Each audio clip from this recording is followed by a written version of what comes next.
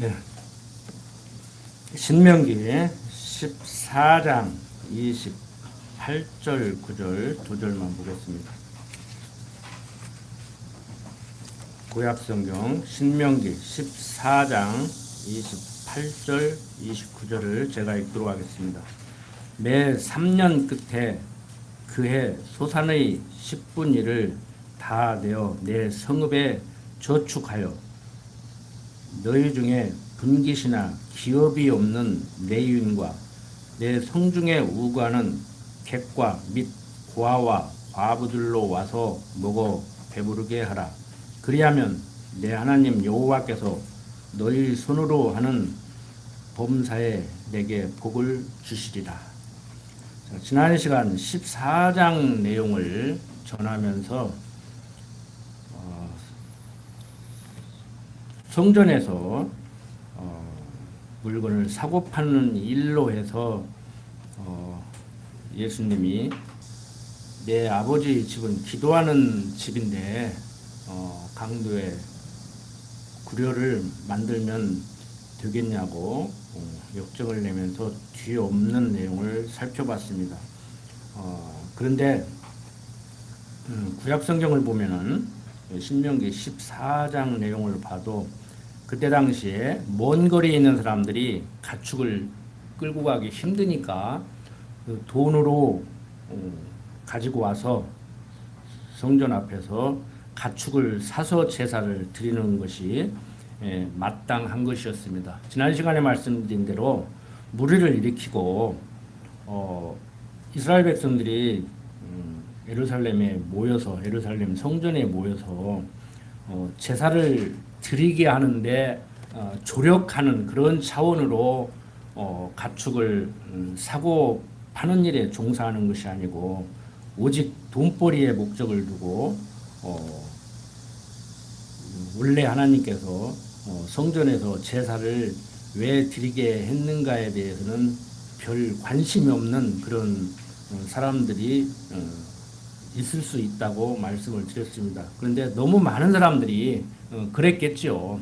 그래서 어떤 시각으로 보냐에 따라서 문자적으로만 해석하면 기도하는 집인데 기도를 안 하고 그렇게 장사 속으로 빠지냐 해서 엎었다고 사람들이 대부분 그렇게 보고 있는데 그건 너무 근시안적으로 그리고 성경을 깊이 없이 문맥도 제대로 살피지 못하고 성경을 보기 때문에 그러한 우를 범한다고 말씀을 드렸죠. 그래서 지난 시간에 어떻게 정리를 했느냐 하면은 돈으로 가지고 가서 가축을 사서 제사 드리는 것은 마땅한 거다. 그렇게 하라고 했다. 그런데 좀 무리를 일으키는 사람들이 없잖아 있었겠지만 너무 많은 사람들이 무리를 일으켜서 정말 이건 아니다 싶을 정도로 타락한 모습을 보이기도 했겠지만 그 눈에 보이는 보편 상식적으로 보는 그러한 차원의 얘기가 아니고 이스라엘 백성들에게 그리스도를 보낸다고 약속하고 예수를 그리스도로 보냈으면은 이제 성전에 하나님의 이름을 두고 거기에서 제사를 지내게 했으면은 하나님이 여호와 되심을 안다고 하면은 그렇게 그들이 학수고대하고 기다리던 메시아가 왔으니까 야 드디어 메시아가 왔구나. 저 목수의 아들 예수가 목수 요셉의 아들 예수가 메시아구나라고 예수를 따라야 되는데 예수를 그리스도로 믿는 믿음을 가져야 되는데 그렇지 못하기 때문에 예수님께서 아직도 무슨 짓들을 하고 있느냐고 뒤엎은 것이라고 제가 말씀을 드렸습니다.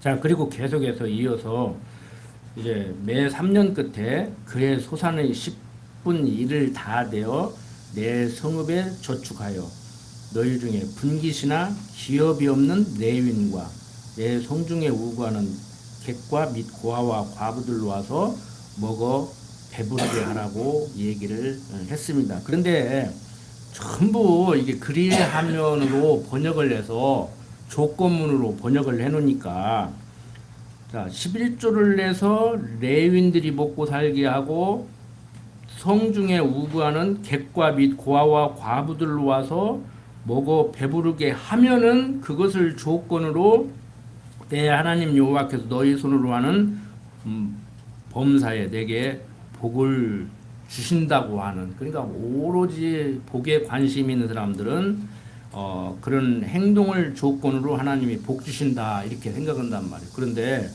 왜 너희 중에 분깃이나 기업이 없는 내인과 내 성중에 우구하는 객과 및 고아와 과부들로 와서 배부르게 하라고 하느냐면은 내 하나님 여호와께서 너희 손으로 하는 범사에 내게 복을 주시기 때문에 그렇게 하라는 거예요. 그러니까 여기를 그리하면으로 번역하는 것보다는, 이거 히브리어로 레만이라고 그랬죠. 내 하나님 여호와께서 너희 손으로 하는 범사에 내게 복을 주시기 때문에 그렇게 하라는 거예요. 이런 식으로 성경을 번역하면요, 과거 우리 조상들, 제대로 된 양반들, 행세하는, 제대로 뭐 내가 누군 줄 아느냐 하고 하고 물러거라가 아니고 정말 양반다운 양반들 어떻게 했어요? 우리 역사 잘 모르십니까? 뭐 역사 잘 몰라도 한 70년, 80년 전만 해도 그랬잖아요. 우리 무전여행이라는 것도 했잖아요. 요즘 무전여행하면 법적으로 불법입니다. 그 공짜로 자고 공짜로 먹고 다니는 거거든요. 무전여행이 돈 없이 다니는 여행. 그러면 하룻밤 묵고 갑시다. 그러면 그냥 잠만 재우나 아침 되니까 같이 한술 뜹시다 하고. 과거 양반들 어떻게 했어요? 사랑채라는 것을 지어놓고, 바깥 양반, 남자들의 손님이 오면 당연히 거기도 잤지만 가는 객들. 그러니까 그때 당시에도 우리 여관이 있었어요. 뭐 저기 광의원 이런 데가 쉽게 말하면 요즘 국립여관이라고 할 수가 있거든요. 거기서 말도 갈아타고 가서 묵기도 하고 그런 데가 이제 군데군데 있었거든요. 나라에서 운영하는, 그건 관리들이 이제 출장 갈 때 어떤 소식을 전할 때 말 타고 갈 때 이제 가는 것이죠. 그때 이제 말을 뭐 3피를 빌려갈 수 있는 사람인가 5피를 빌려갈 수 있는 사람인가. 요즘 공무원들도 직급에 따라서 차종이 다르듯이 그게 마패라는 걸 보여주는 거예요. 근데 마패 그러면 마음에 다 출두할 때 무슨 신분증 같이 그러는데 아니에요. 모든 공무원들은 가서 말 타고 가서 말이 지치니까 중간에 가서 말을 바꿔서 타고 갈 때 마패 보여주면 말 내주고 이제 그런 패지요. 마패가 아무나 다 출두해 오는 것이 아니라. 자, 참 TV 드라마도 사극도 잘못 보고 작가가 재밌게 하려고 만들어 놓으면 그게 정사인 줄 알고 학생들이 시험 볼 때 거기에다가 동그라미를 치고, 다음 중 뭐 가구가 아닌 것은 그러면은 침대에다가 동그라미 치고 그런다고 그래요. 애들이 TV에서 침대는 가구가 아닙니다 그렇게 광고를 하니까 이제 그 웃기지도 않는 일들이 벌어지고 요즘 지난 시간에도 잠깐 언급을 했지만 요즘 학교, 여러분들 자녀들 학교는 어떻습니까? 지금 터져가지고 난리도 아니잖아요 지금. 어떤 엄마는 이번 중간고사 시험 문제를 이렇게 내라고 문제까지 출제해서 보낸다고 하더라니까. 그래야 자기 아들이 풀을 수 있으니까. 참 극성스러운 학부형들이 많은데 치료 받아야죠. 정신과 가서 치료 받아야지 제가 볼 때는. 자, 어쨌든 간에 양반들 사랑채 길 가는 나간 애들 묵고 가게 하고, 저 뭐 이스라엘 백성들 하나님으로부터 받은 율법, 규례대로 법도대로 사는 것과 우리 과거 유교적인 문화 속에서 길 가는 나간 애들 대접하기 위해서 사랑채 지어놓고 거기서 묵고 가게 하고 때 되면 밥 차려주고 하는 거 다를 거 뭐 있어요? 그래서 한국이 복 받았나? 그래서 이렇게 예수 믿는 사람이 많고 교회당이 많은가? 그렇게 얘기하는 사람이 있더라고. 그러니까 하나님이 우리들에게 예수를 잘 믿고 많은 사람이 믿을 수 있는 여건을 이미 조성을 하고 그런 자질이 되는, 그런 기질이 있는 국민들이라는 것이죠. 뭐 어떻게 생각하면 전혀 틀린 얘기는 아니에요. 하나님이 미리 준비했다? 그 신학적인 얘기예요. 그리고 예수를 그리스도로 믿을 수 있는, 복음을 쉽게 접할 수 있는 자질과 기질이 있는 사람들이다? 뭐 인간적으로 전혀 틀린 소리는 아니에요. 하나님이 모든 것을 작정하시고 예정하신 대로 그렇게 섭리를 해 가니까 그거 굳이 뭐 시시콜콜하게 따지고 싶지 않아요. 저도 한국 사람이고 예수를 믿는 사람으로서. 중요한 건 뭐냐? 성경을 이렇게 자기 구미에 맞게, 자기 유리하게, 무슨 사건을 합리화시키는데 성경 구절을 들이대가지고 그래서 성경적이다. 봐라, 이승만이가 요셉이냐 아니냐? 한국의 요셉은 이승만이다. 막 이러고 나오듯이 그렇게 성경을 현지 교수들까지라도 그렇게 인용을 한단 말이에요. 그건 악용이라고까지는 제가 말씀을 안 드리겠습니다. 그렇다고 해서 선용도 아니에요. 성경은 그런 데 사용하라고 만들어 놓은 것이 아니란 말이에요. 그런 식으로 얘기하면은 비성경적인 것이 어디가 있습니까? 다 성경적이죠. 성경적이지 않은 것은 하나도 없단 말이에요. 그러니까 성경적이라는 말을 어떤 사람들이, 대부분의 사람들이 성경적이라는 말은 철저히 율법적이고 도덕적이라는 말이에요. 제가 성경적이라는 말은 천지만물을 지어놓고 섭리하시는 분은 하나님이기 때문에 만사와 만물은 다 하나님이 섭리한다. 그런 의미에서 성경적이라는 거예요. 무슨 얘기인지 아시겠죠? 자, 극단적인 표현으로 요즘 미국은 총이 있으니까 그러지 총만 없었지 칼 들고 노상에서 백주 대낮에 막 사람들을 막 찔러 죽이고 난리를 나니까 미국하고 다른 거 뭐 있냐? 그 손에 총을 들고 있냐, 칼을 들고 있냐 뿐이지 한국도 이제 안전한 나라가 아니다 막 그러고 떠들어요. 자, 칼을 들고 휘두르는 사람 하나님이 그렇게 휘두르게 했다 그러면은 이제 저놈 죽여라 그러지. 죽은 사람 또 참 재수없게, 세상 말로 재수없게 그날 그놈을 만나가지고 죽었는데 억울하잖아요.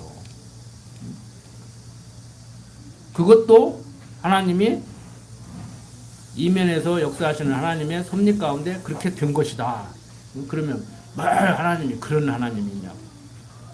아니 다른 거 다 그만두고 앞에서 성경이 말하는 여호와신 하나님은 천지만물을 지어놓고 섭리한다며요.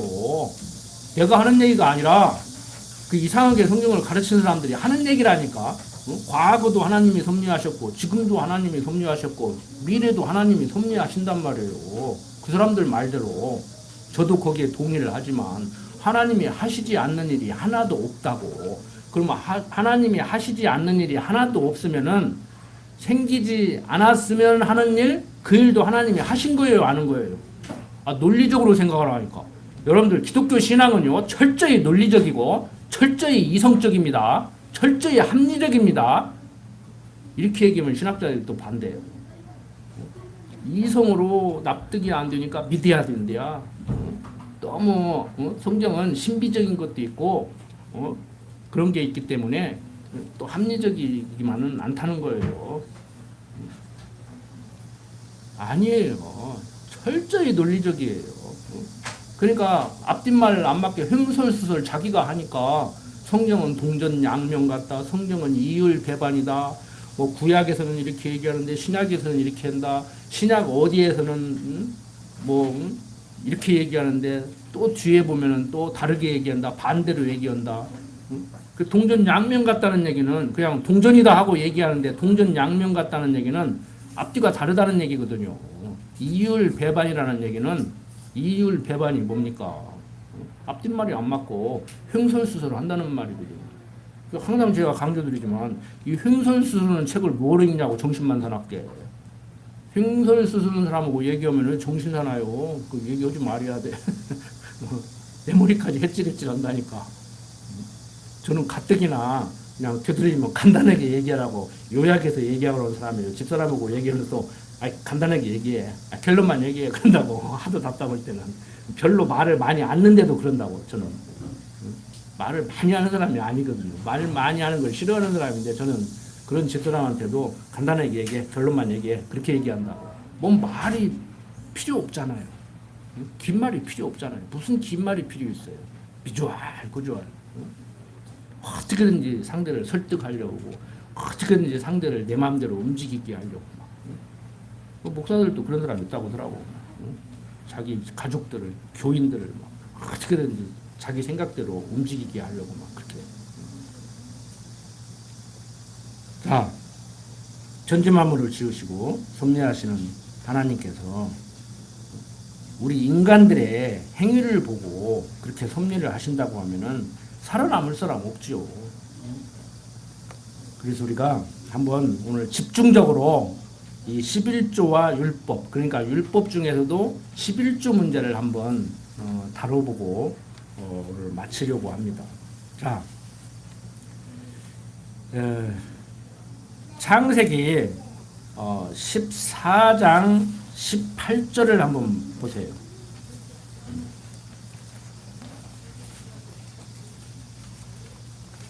창세기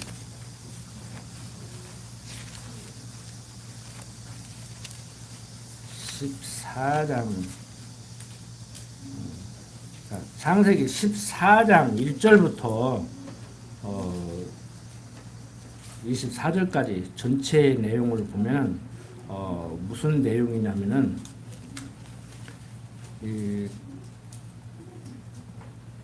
네 나라 왕과 다섯 나라 왕이 싸우는 내용이에요. 네 나라 왕은 창세기 14장 1절에 보면 당시에 시날 왕 아브라벨과 엘라살 왕 아리옥과 엘람 왕 그돌라오멜과 고임 왕 디다리, 그러니까 네 나라죠.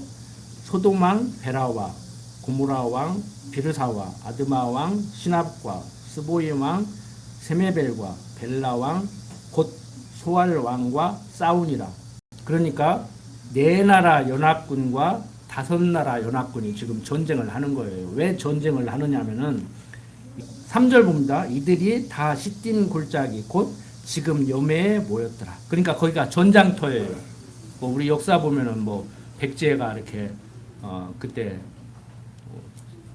어디하고 전쟁했습니까? 신라하고 전쟁했나? 저 황산벌 전쟁에서 저 논산 거기에서 이렇게 이렇게 맞붙어서 싸우듯이 지금 여매에 지금 모여 있는 거예요. 근데 이들이 12년 동안 그돌라오멜을 섬기다가 제 13년에 배반을 한 거예요. 그러니까 다섯 나라 연합군 쪽이 잘 섬겼는데 이제 배반을 한 거죠. 그러니까 네 나라 연합군이 지금까지 강한 거예요. 그런데 이제 한번 해볼만 하니까 이제 그만 섬기겠다고 한번 덤벼보는 것이죠, 이제.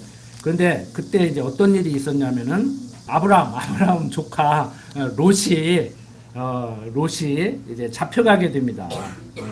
네 나라 왕이 이기는 거예요, 쉽게 말해서. 그래서 거기에서 아브라함 조카 롯을 잡아가요.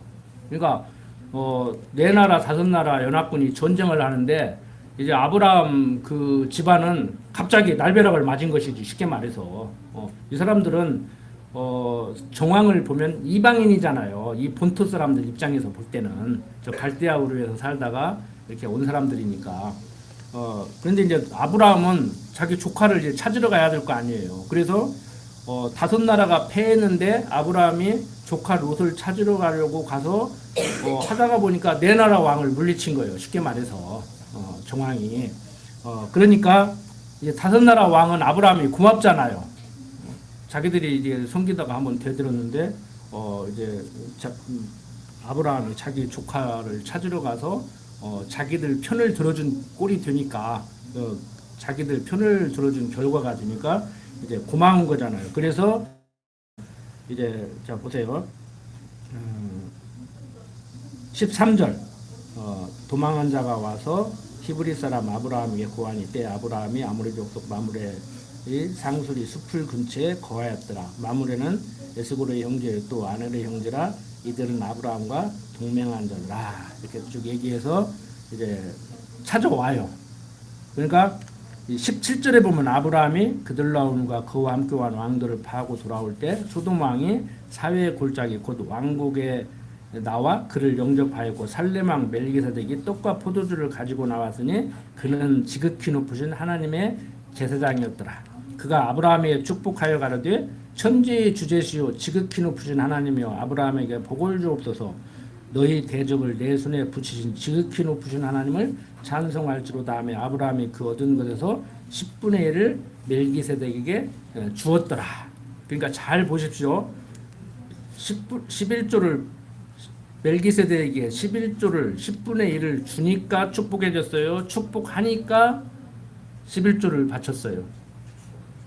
그러니까 지금 여기에 또 초점을 맞추면 안 돼요. 항상 제가 복을 주니까 11조를 해야 되느냐, 11조 하면 복을 주냐, 자꾸 사람들이 이렇게 접근한다고. 그렇게 접근을 하면 안 돼요. 자, 우리가 이건 상황만을 이해해요. 아, 이런 일이 있었다. 여기까지만 이해해요. 그걸 해석을 하지 마요. 역사 해석은 함부로 하는 거 아닙니다. 자, 어떻든 간에 아브라함은 조카 롯을 찾아온 것이지만 멜기세덱의 입장에서 보면 고마우니까 축복을 하고 축복을 하니까 아브라함은 그 얻은 것에서 10분의 1을 이제 주는 그런 일이 벌어진단 말이에요. 자, 시브리서 한번 봅시다. 요즘 수요일 날 시브리서 공부하죠. 시브리서 5장.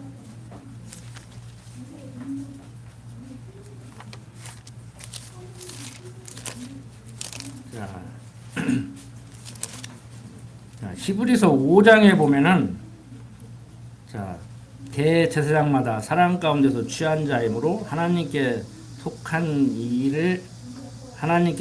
일에 사람을 위하여 예물과 속죄하는 제사를 드리게 하나니 저가 무식하고 미혹한 자를 능히 용납할 수 있는 것은 자기도 연약에 쌓여 있음이니라. 이러므로 백성을 위하여 속죄제를 드린 것 같이 또한 자기를 위하여 드리는 것이 마땅하다. 그러니까 인간 대제사장은 사람이란 말이에요.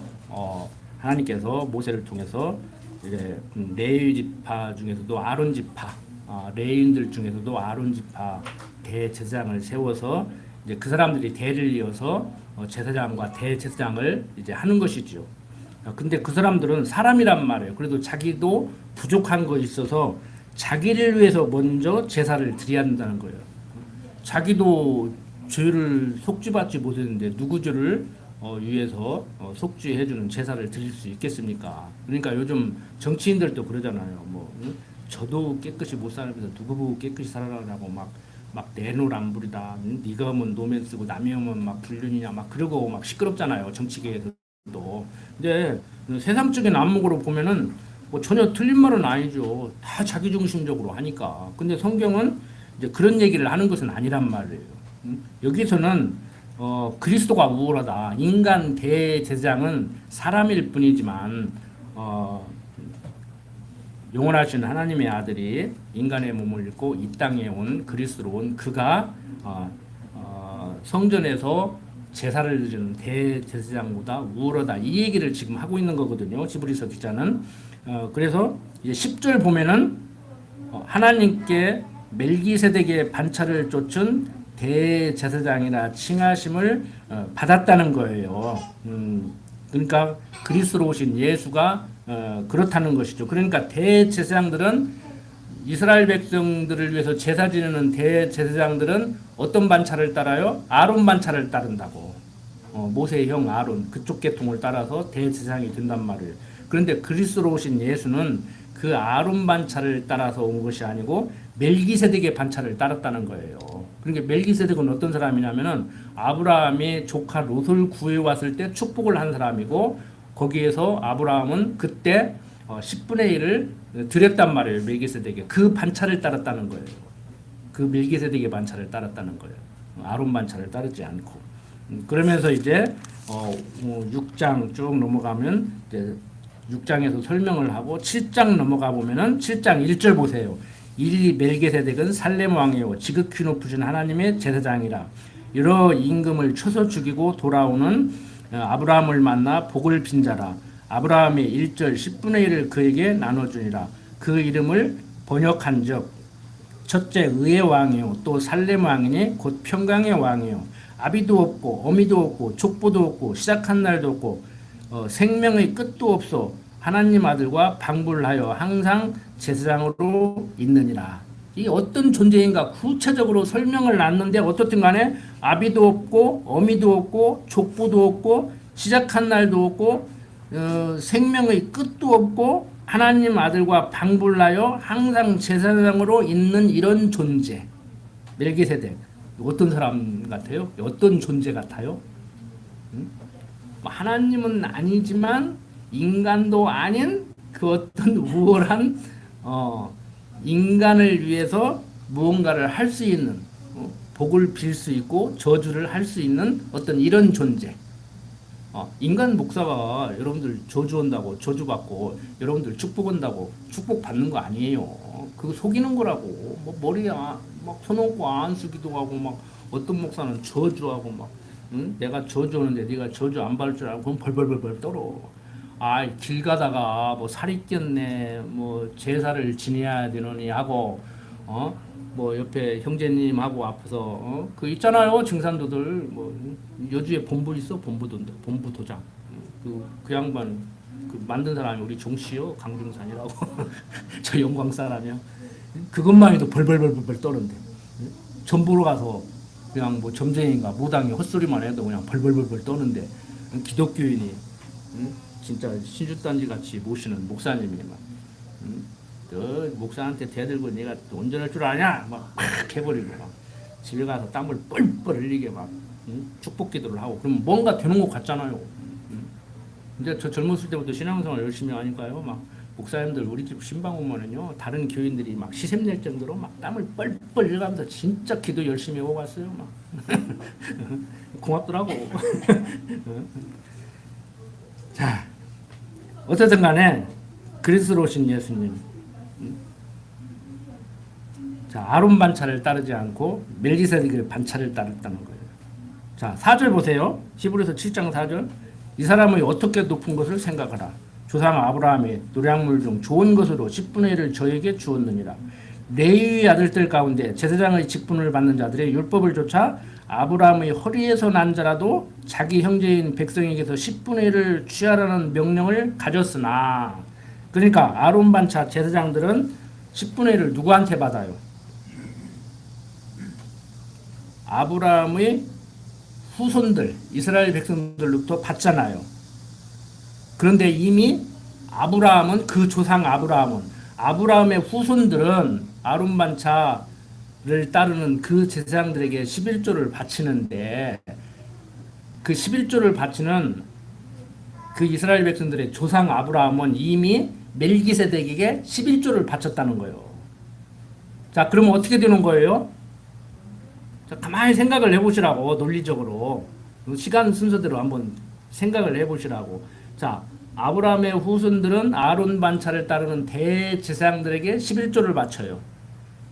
그런데 아브라함의 후손인 11조를 바치는 그들은 이미 그 조상 아브라함이 멜기세덱에게 11조를 바쳤으니까 자 아브라함의 후손들이 바치는 11조를 받는 아론 지파 제사장보다 누가 더 우월해요?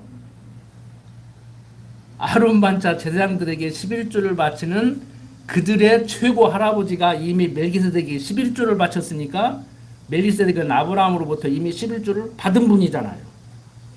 그러니까 이미 멜기세덱에게 11조를 바친 그 아브라함의 후손들은 아론 반차 제사장들에게 11조를 바치니까 아브라함의 후손들로부터 11조를 받는 아론 반차 제사장들은 멜기세덱에 비하면 아무것도 아니라는 얘기예요.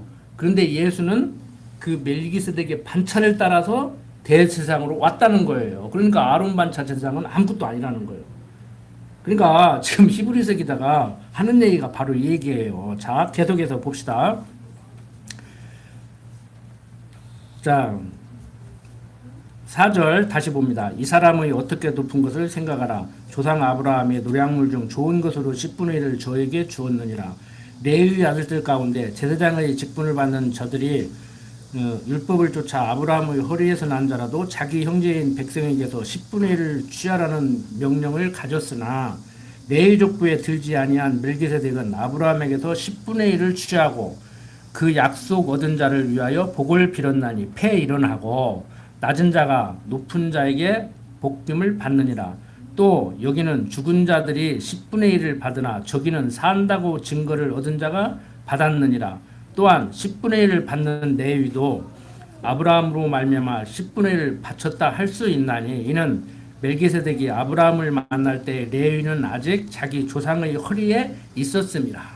아론 지파 제사장들에게 11조를 바치는 아브라함의 후손들은 아브라함이 멜기세덱에게 11조를 바칠 때 이미 태어나지도 않았다는 거야.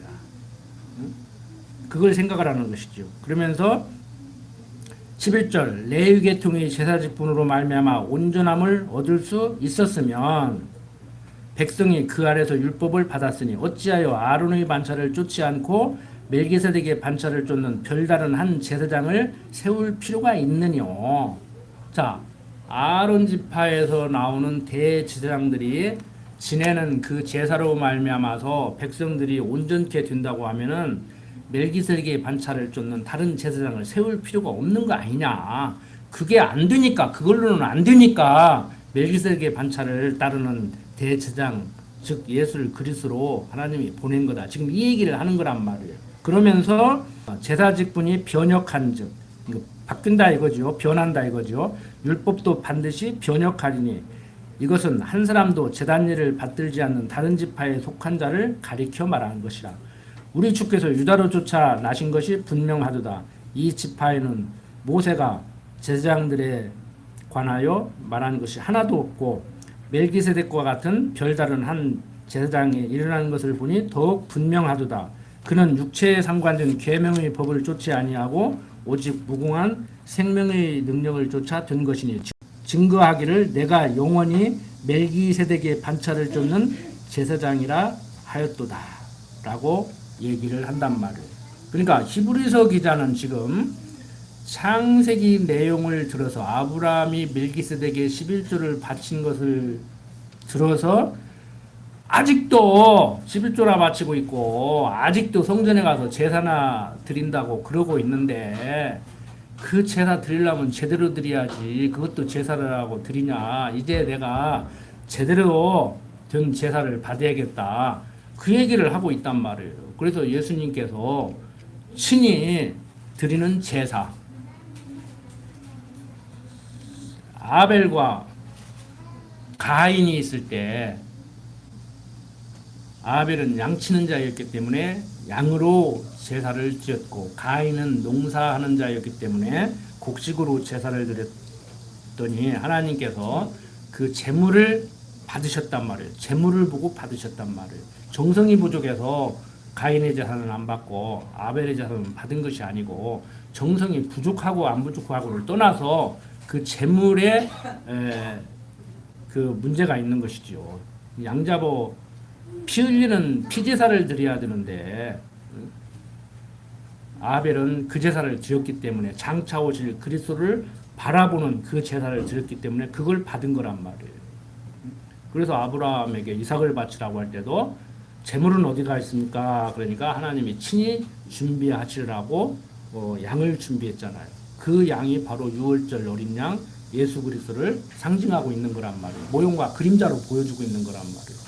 그러니까 이제 실체로 예수가 그리스도로 와서 십자가를 짊어지고 골고다 언덕에서 십자가 처형을 받아서 죽는 것이 그게 피제사란 말이에요. 바로 그 제사를 지금 받는 것이죠. 그게 속주제사죠. 거기에 초점을 맞춘 것이 구속사 신학이에요. 인간들이 선악과 먹지 말라고 했는데 선악과 먹고 타락했다. 그래서 하나님께서 이것들 내 백성들인데 내 백성들을 구해내야겠는데 이러면 어찌하면 좋을꼬. 이렇게 하면 되겠다. 그래서 하나밖에 없는 독생자를 보내서 죽게 했다는 것이죠. 이게 구속사 신학이에요. 다 우리는 그렇게 배우고 왔어요.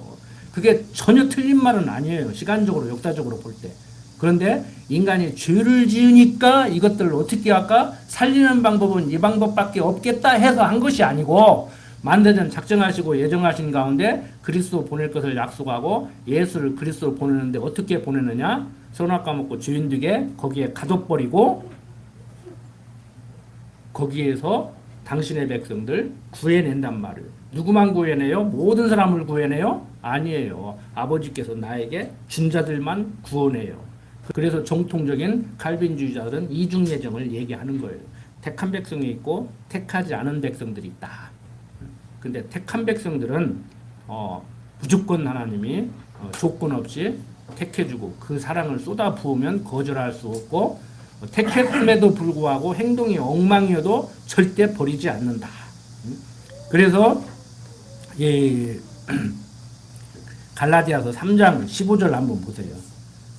갈라디아서 3장 15절 보면은 형제들아 사람의 예대로 말하노니 사람의 언약이라도 정한 후에는 아무나 패하거나 더하거나 하지 못하느니라. 이 약속들은 아브라함과 그 자손에게 말씀하신 것인데 여럿을 가리켜 그 자손들이라 하지 아니하시고 오직 하나를 가리켜 내 자손이라 하셨으니 곧 그리스도라. 내가 이것을 말하노니 하나님의 미리 정하신 언약을 430년 후에 생긴 율법이 없이 하지 못하여 그 약속을 헛되게 하지 못하리라.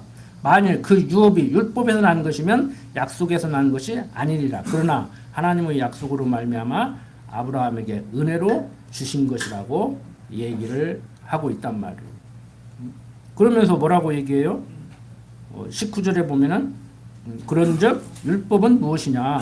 범법함을 인하여 더한 것이라 천사들로 말미암아 중보의 손을 빌어 베푸신 것인데 약속하신 자손이 오시기까지 있을 것이라는 거예요. 여기 예수가 그리스도로 왔으니까 율법은 그리스도로 인도하는 몽학 선생이니까 역할 끝난 거예요. 그러니까 이제 어떤 사람들은 그러면 율법은 폐기해야 되지. 그리고 어떤 사람들은 예수가 그리스도로 왔으니까 예수 믿는 사람은 율법을 더 철저히 지켜야 되잖아. 그러니까 이제 율법 폐기론, 율법 완전론으로 또 신학적으로 딱 나눠지네. 그러니까 항상 이분법적으로 흑백 논리로 생각하는 거예요. 이거 아니면 저거. 그렇게 생각하지 마시라니까. 로마서 기자는 얘기하잖아요. 율법은 폐하는 것도 아니고 완벽하게 지켜야 되는 것도 아니고 굳게 세워져야 되는 것이다. 아직도 율법이 눈에 보여야 그리스도가 감사하게 느껴지는 거 아니냐. 나는 율법으로는 소망이 없구나. 그래야 그리스도의 구속의 은총을 감사하게 생각할 수 있는 것이다. 그러니까 율법은 이제 필요 없는 것도 아니고 철저하게 지켜야 되는 것도 아니고 율법은 그리스도에게로 인도하는 몽학 선생이니까 그리스도의 구속의 은총을 더 깨닫게 해주는 그 역할을 하고 있단 말이에요. 지금도. 예수가 다 이루었으니까 예수님이 와서 율법은 완성됐으니까 율법은 필요 없다도 아니고 예수 믿는 사람이니까 철저히 지켜야 되지 이것도 아니란 말이에요. 그리고 11조는 십계명에 있어요 없어요? 십계명에 11조는 없어. 그 중요한 11조나 아니 그 중요한 십계명이나 제대로 잘 지키라 그래. 지키지도 않으면서 뭐 맨날 11조 타령이나 하고 돈 드니까. 그래서 김모식이 학자라는 사람이 11조래라 돈 내라 전도 사람 데리고 와라 주일성수 잘해라 이 얘기밖에 더 하냐고 그냥 비아냥거리는 거예요. 우리는 그 얘기 않잖아요. 그냥 날 더워서 뭐 오늘 쉬겠습니다 막 그러시냐고 아파서 쉬겠습니다 그러시냐고. 근데 문병은 못 가도 왜 막 아픈 다리 끌고 나오지 막 주일성수를 안냐고. 나무라면 안 되죠. 오늘 또 오해는 하지 마십시오. 오늘 날 더운데 뭐 직장생활 하다가 보니까 놀러 갈 수 있는 날은 유일하게 일요일 날밖에 없다. 뭐 토요일 날 가볼라 했더니 그것도 힘들더라. 뭐 일요일 날 하루 놀러 갔다 오는데 내가 어떻게 말려. 막 거기다가 막 집사가 막 교회도 안 나오고 막 놀러 갔다가 욕을 올 거요, 저주를 올 거요, 막 주거에다 광고할까? 아무개나 일요일 날 놀러 갔다네. 그런 교회가 있다니까. 아니에요. 지금 뭐 일요일 날 놀러 가라, 놀러 가지 마라가 아니고, 가고 싶은데 내가 때려 죽인다 해도 안 가겠냐고. 언제나 뭐 일요일 날 놀러 가라 해서 가는가? 박목사님이나 저나 일요일 날 놀러 가라고 한 적 없어요. 나는, 저는 꼭 시험을 보면 꼭 일요일 날 보더라고. 자격증 같은 거. 그래서 일요일 날 가서 자격증 보면은 한 자격증 10개는 더 땄을 거예요. 그런데 목사님이 가지 말라고 해서 주일성도 잘하기 위해서 주보 52장 모아보면은 뭐 금반진주당에서 시험을 안 보러 간 것은 아니에요. 어렸을 때도 그래도 신앙이 좀 들어가서 일요일 날은 항상 그냥 교회 가서 앉아 있어야 되는 것 이렇게 생각을 했어요. 고등학교 3년만 안 다녔지 항상 그렇게 생각했어요. 이제 그 이후로는 그냥 습관적으로 시험 못 보러 가겠더라고. 근데 저는 딸한테는 그렇게 안 그랬어요. 시험 보러 가. 목사지만 시험 보러 가. 또 안 보러 가대 또. 그래비 그 자식이라고 해도 보고 들은 게 또 그거밖에 없어서 그러는가. 저는 가라고 그래요 지금도. 일요일 가. 막 조심스럽게 이번 주일날은 어떻게 가. 여러분들 지금 가라 마라 지금 하는 얘기가 아닙니다. 지금 정황을 설명하다가 보니까 가라 쓰리구나 또 자기 유력에 그렇게 하지 말고 가고 싶으면 가야죠. 어쩌겠어요. 가라고는 안 했지만 네, 가라고는 안 했어요. 분명히. 예. 자, 5장 갈라디아서 5장 1절부터 4절까지 한번 볼까요? 그리스도께서 우리로 자유케 하려고 자유를 주셨으니 그러므로 굳세게 서서 다시는 종의 멍에를 매지 말라. 이게 뭔 소리냐면 율법 다시 짊어지지 말라 이거예요. 율법 속으로 다시 들어가지 말라 이거예요. 보라, 나 바울은 너희에게 말하노니 너희가 만일 할례를 받으면 그리스도께서 너희에게 아무 유익이 없으리라. 내가 할례를 받는 각 사람에게 다시 증거하노니 그는 율법 전체를 행할 의무를 가진 자라. 그러니까 또 이것도 이제 글도 못 읽는 거요. 학자들이. 내가 할례를 받는 각 사람에게 다시 증거하노니 그는 율법 전체를 행할 의무를 가진 자라. 그러니까 할례를 꼭 받아야 된다고 생각하는 그런 사람들은 율법을 다 지켜야 될 사람들이라는 거예요. 자, 율법 안에서 의롭다함을 얻으려 하는 너희는 뭐라고 얘기해요? 그리스도에게서 끊어지고 은혜에서 떨어진 자라고 얘기를 해요. 성경의 얘기잖아요. 제가 지어낸 얘기가 아니고. 우리가 성령으로 믿음을 쫓아 의의 소망을 기다리노니 그리스도 예수 안에서는 할례나 무할례가 효력이 없길 사랑으로서 역사하는 믿음뿐이니라. 그러니까 사랑의 눈길로 바라보고 사랑의 손길로 보살펴야 되는 것이 우리들이지요. 그 지체 아닙니까? 그리스도를 모르러 한 그 지체 아닙니까? 그러니까 뭐 주일 성수를 했느니 안 했느니 뭐 그것 가지고 따질 문제가 아니라는 것이 무슨 의미의 말이냐면요. 적절한 비유가 들는지 모르겠는데, 자, 오른손에 망치를 들고 왼손에 못을 잡고 못을 박았어요. 오른손이 잘못해가지고 못 대가리를 안 때리고 손등을 때려가지고 아파 죽겠어. 자, 오른손이 잘못했죠?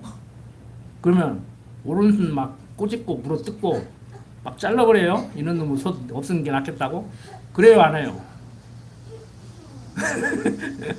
어? 그러면 막 오른손이 막 아이고 내가 잘못했다고 막 다시는 그런 짓 않겠다고 나 죽여달라고 막 그래요. 또 왼손한테 그렇게 살아요? 그렇게 안 살죠. 어떻게 해요, 우리는? 그거 생각하시면 돼요. 우리 지체들끼리 어떻게 사는 것이 천국 생활을 조금이라도 맛볼 수 있는 그리스도를 머리로 한 지체된 삶이겠는가? 그러니까 예를 들어 어떤 성도님이 지금 놀러를 갔든지 병원에 입원을 해서 못 나왔든지 뭐 다리를 다쳐서 못 나왔든지 안 보이면 여러분들의 마음이 어떻게 동작하는가를 생각해 보시면 알아. 지금 내가 금방 강 목사가 설명한 같은 그런 지금 마음가짐인가? 아니면 속으로 집사가 오늘 가족들하고 놀러가 교회를 하는 거 그것도 재직 원리가 있는데 이제 이런 생각하면 그 문제가 있는 거예요. 가라는 얘기는 아니요. 간 사람은 간 사람이고 있는 사람이 이제 어떻게 생각하냐의 문제지. 이제 간 사람도 이제 생각을 조금 더 오면 이제 가고 싶어도 이번 주 안 가고 다음 주 가든지 뭐 전주에 갔다 오든지 이럴 수 있는 것이고 지금 안 왔다고 또 누가 안 왔는지도 지금 모르겠는데 뭐 책망하는 것은 아니에요. 오해하지 마십시오. 저 유치하게 그냥 뭐라고 하려고 부르다가 뭐라고 하든지 하지 공개적으로 하지 그렇게는 안 하니까. 뭐 어떤 사람 말들은 뭐 설교 시간에 때렸다고 그러는데 지금 성경 가르치기도 바빠 죽겠는데 그거 때릴 시간이 어디가 있어. 자, 어쨌든 간에 이유 불문코 율법을 지켜야 의롭게 된다고 생각하는 사람들은 말할 필요도 없고 하나님의 백성이기 때문에 하나님 백성답게 성도답게 살기 위해서 율법을 지켜야 한다는 사람도 거기에 포함이 돼요. 그러니까 율법을 언급하면 이건 문제가 있는 거예요. 문제가 있는 거예요. 그래서 행동을 안 해도 된다는 얘기는 아니에요. 자, 야고보서 2장 10절 한번 보세요. 우리가 얼마나 교만해질 수가 있느냐면은 성경하고는 상관없이 믿음이 뭐 이제 좋기 때문에 그러겠지만 어떤 자기 우월성에서 이제 이런 말이 툭툭 튀어나오죠. 저부터도. 그래서 제가 그러잖아요. 하나님 잊어버리면 내가 누군 줄 아느냐? 나 하나 하니까 이런 소리를 한다고 저부터도. 근데 야고보서 2장 10절에 보면은 누구든지 온 율법을 지키다가 그 하나에 거치면 모두 범법한 자가 되나니 간음하지 말라 하시니가 또한 살인하지 말라 하셨은즉 내가 비록 간음하지 아니하여도 살인하면 율법을 범한 자가 되느니라. 너희는 자유의 율법대로 심판받을 자처럼 말도 하고 행하기도 하라. 긍휼을 행하지 아니하는 자에게는 긍휼 없는 심판이 있으리라. 긍휼은 심판을 이기고 자랑하느니라라고 얘기를 하죠. 그러니까 율법이요 10계명 10가지 계명만 있는 것이 아니고 율례와 규례와 법도를 포함해서 지금 현재 유대인들이 율법을 만들었는데 그들은 성경이 말하는 성경에 나오는 율법의 내용보다 더 자세하게 이렇게 정리를 했다고 그래요. 유대인 랍비들이 613가지라고 그래요. 율법이. 그러니까 이것은 해라 하는 율법이 248개, 248개. 이것은 하지 말라 하는 율법이 365개. 그래서 613개 율법. 그러니까 이 613개 율법이 아니고 성경에 나오는 율법이라도 10계명 10개 중에서 9개는 지켰는데 하나만 안 지키면 율법을 9개는 지켰는데 하나는 안 지켰다 이렇게 얘기하는 것이 아니고 다 안 지킨 거나 같다는 거예요. 다 안 지킨 것이 돼버린다는 거예요. 결론적으로. 자, 여러분들 자유로울 수 있어요? 자유로울 수 있냐고. 세상 말로 도토리 기저귀 할 거야? 나는 8개 졌다. 나는 4개 졌다. 이런 발상들을 하는 것이죠. 이번에도 뭐 또 기발한 발상을 해가지고 제가 집에서 우스갯소리로 평상시 하던 소리예요. 뭐 박사도 한 표, 뭐 한글 몰라도 한 표, 치매 걸려도 한 표, 이제 18살 먹은 고등학생도 한 표. 요즘 어른들 그러잖아요. 고3짜리가 애들이 뭘 알아? 난 70살, 80살 인생 경륜이 쌓였는데 그 사람도 한 표. 응? 그러니까 뭐 자기 아들이 그랬잖아.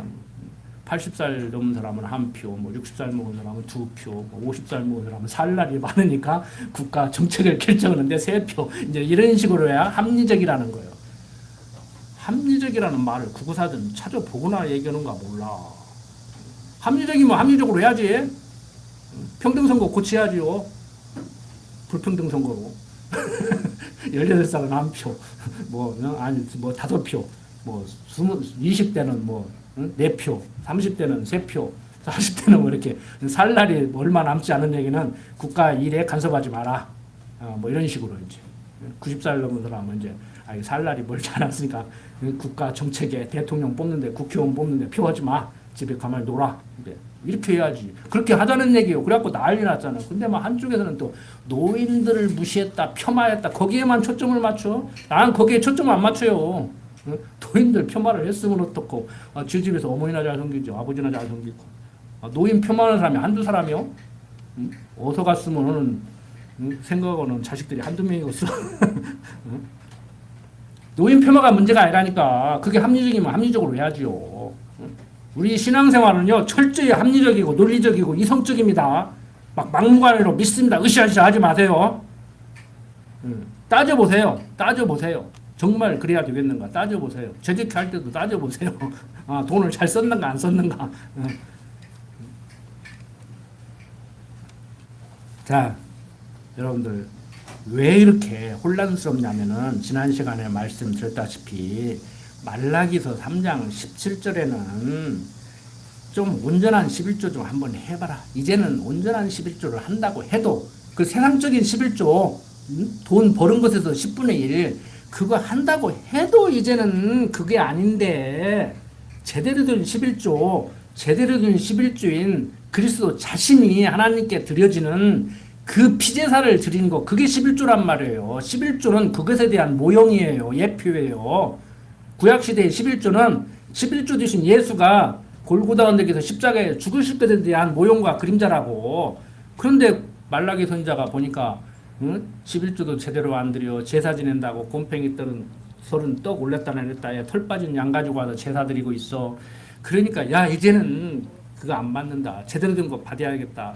그래서 제대로 된 거 받아야 될 그리스도가 왔는데 아버지 집이라고는 하나님의 이름을 둔 그 성전에 가보니까 그 짓들을 하고 있으니까 확 뒤집어 엎어버리는 거요. 내가 왔다 나다 나 성전아. 무슨 얘기인지 아시겠죠? 그러는데 마태복음 한번 보세요. 23장 23절 여기만 보고 마칠게요. 마태복음 23장 23절. 이제 말라기 선지자가 가고 400년 후에 예수가 그리스도로 오잖아요, 이제. 그러면 마태복음 23장 23절에 보면은 바리새인들이, 서기관과 바리새인들이 아주 하나님을 잘 섬긴다고 그러고 있어요. 그러니까 마태복음 23장 23절에 보면 화했을진저 요식하는 서기관들과 바리새인들이여 너희가 박하와 휴양과 근처의 11조를 들이되 율법의 더 중한 의와 인과 신은 버렸도다. 그러나 이것도 행하고 저것도 버리지 말아야 할지니라 라고 하고 쭉 얘기를 해나가요. 문맥을 보니까 너희들 11조 제대로 드린다고 하는데 휴양과 근처의 11조는 드리지만 더 중한 의와 인과 신은 버렸다. 제대로 된 11조를 드리려면 제대로 된 것이라면 이것도 하고 저것도 하고 하려면 다 해야지. 어떤 것은 하고 어떤 것은 아니냐. 그런 게 어디가 있냐. 하려면 제대로 해. 이 얘기인데 요즘 제대로 해 이렇게 가르친단 말이에요. 하려면 제대로 해. 제대로 한다고 그걸 받냐? 말라기 선지자를 통해서 이미 엎었잖아. 그리고 예수님이 와서 우리 아버지 집은 하나님의 뜻을 생각하는 집인데, 기도하는 집인데 여기서 돈벌이 나고 있고 그러고 있어. 그러니까 말라기 선지자가 책망했던 그 짓을 또 하고 있는 거예요. 계속 성전에서. 그러니까 예수님이 뒤집어 엎어버린 거라고. 나를 그리스도로 인정해라. 그러면 끝난다. 근데 이렇게 문맥을 제대로 파악을 못하고 글을 제대로 못 읽어내니까 오늘날도 책망하고 있는 내용을 성도들에게 잘하라고 가르친단 말이에요. 책망하고 있는. 그러니까 예수님은 하려면 제대로 해라. 잘해도 지금 그게 아닌데 너희들은 잘한답시고 하는 것이 그 모양이냐. 웃기지 마라. 지금 이 얘기를 하는 거란 말이에요. 그렇게 웃기지 말고 잘해라가 아니고 잘해도 그게 아닌데 잘한답시고 그러고 있냐. 그거 아니다. 이 얘기를 하고 있는 거란 말이에요. 그러니까 여러분들 아무 생각 없이 그냥 공부 많이 한 목사님들은 다 잘 알겠지. 나름대로 연구해서 가르치니까 그냥 우리는 아멘하고 받아야 돼. 그것도 따지고 강 목사 말대로 논리적인가 합리적인가 이성적인가 따지고 그러면 그 믿음이 이상하게 되는 거야. 따지지 말고 아멘 아멘해. 그러니까 자기 딸 손분 얘기해도 막 아멘 하는 거야. 그냥 할렐루야 그러고. 또 이렇게 비아냥거리지 않는다고 하면 또 비아냥거리고. 하도 요즘 속이 타서 그래요. 그렇게 가르쳐도 20년, 30년을 가르쳐도 20년, 30년 배워가지고 어떻게 거기 이 모시기가 가르치는 데 가서 해결받았다고 그러고 좋다고 그러고. 아버지 하나님, 오늘 율법과 11조에 대해서 또 살펴봤습니다. 정말 성경을 모르기 때문에, 성경이 말하는 하나님을 모르기 때문에 기독교인으로서 살아간다고 하지만, 기독교 신앙생활을 한다고 하지만 그저 율법에 갇혀서 도덕 종교에 갇혀서 살아가는 것과 허다합니다. 하나님, 할 수만 있거든 우리 근육교회 성도님들 다 이성적으로 만들어주시고 논리적인 사고를 하게 만들어주셔서 정말 성경적 기독교 신앙생활을 할 수 있도록 강한 발로 붙들어 주시옵소서. 단 한 분도 우리 말씀에서 이탈하는 분들이 없게 하시고 오로지 성경이 말하는 여호와신 하나님만 섬기며 살도록 하여 주시옵소서. 부족한 종 예수님 이름으로 기도드립니다. 아멘.